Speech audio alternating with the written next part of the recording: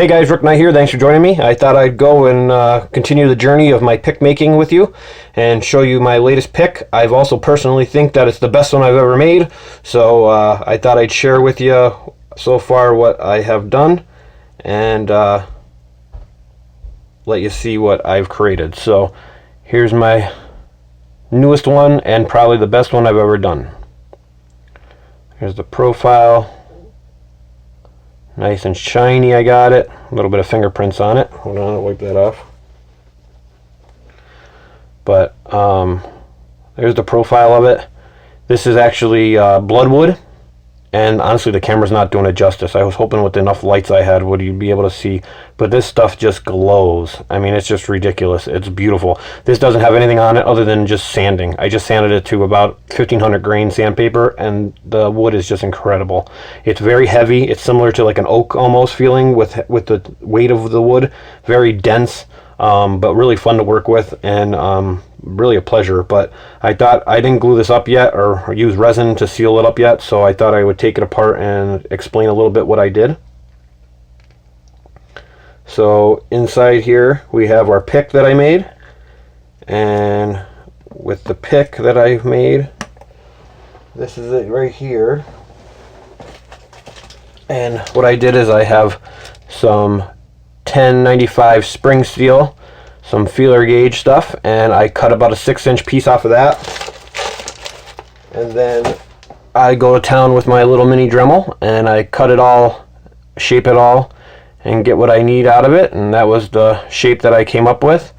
And you buff the hell out of the profile, but you really don't want to do too much with here because you want the resin to stick good, and if it's too smooth you're gonna have issues.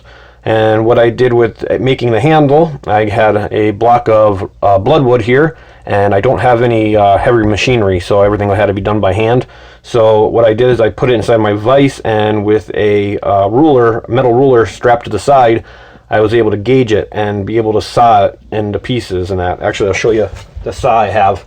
This is the saw that I used to do it, and this was actually a gift from my friend Hillbilly, and shout out to him because he's an awesome dude. He gave me that saw, and with that saw I was able to cut these into pieces. So I got 3 pieces out of it, 1, 2, and 3, as you can kind of see, you know what I mean, and was able to get some really clean cuts in that. But what I did then from there is I sanded these down. I took a flat surface and put a piece of sandpaper on there and just hand sanded the hell out of it. Then eventually getting it nice and smooth on both sides and everything, I took my pick and bumped it up against the corners here and made sure it was all even angled, and I traced it out, and then I cut a little piece off here, and then I took the saw again and sawed out the rough stuff that I didn't want, you know, and eventually got to a piece kind of like this but without the cutouts there, and I got everything rounded off. And then what I did is I got a pipe with and wrapped it with sandpaper and just sanded and sanded and sanded until I filed it down to where I got that little nook on either side. And as for drilling holes are a problem for me. So the best scenario I came up with so far is to get an even hole is I take my pick and I drill the holes where I want the pins to go. And then what I do is I place it over the wood and I clamp it down on something with like some clamps.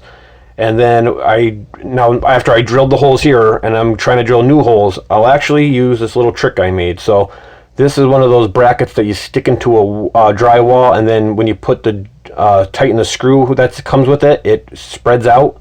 But right now what I use this for is I place it on a piece of wood, I clamp down my pick to my scale, and I set this down and then put my drill bit through it and then punch out the hole. Now the reason why is because that allows me to do that on either side and keep the holes even.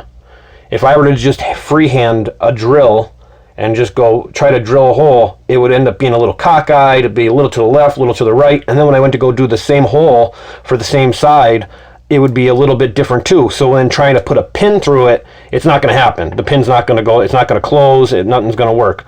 So if anybody's having problems, you know, this thing is a lifesaver for me. You want to drill out the little bit here because it's probably not going to be big enough for what I use. I use a 1/8 size bit because that's the size of my brass pins and that. So I also make the brass pins. Take a piece of brass here I got, and I cut little pieces off, and then you buff those out and get them to size and everything. So anyway, let's see here. What else could I explain and help anybody? But yeah, so once you do that and you get it all together, you pretty much are then just filing and stuff, and you can then assemble it, and you're pretty much all set from there. I mean, not much to it. They fit real nice and tight. I actually could probably get away without even having to resin it, but I figure I'll resin it and then make sure it's nice and tight. But I mean, they're not going to fall out, and this thing is nice and tight inside of it. So I don't know, but it just came out really beautiful, and I'm really super proud of this damn thing. I don't know. I think that's about all I got for this week, but I don't know. We'll see what next week brings. Hope some of it was useful, and I hope you enjoyed the eye candy. At least, in my opinion, I think it is. All right, guys, that's all I got. I'll catch you next time. Thanks.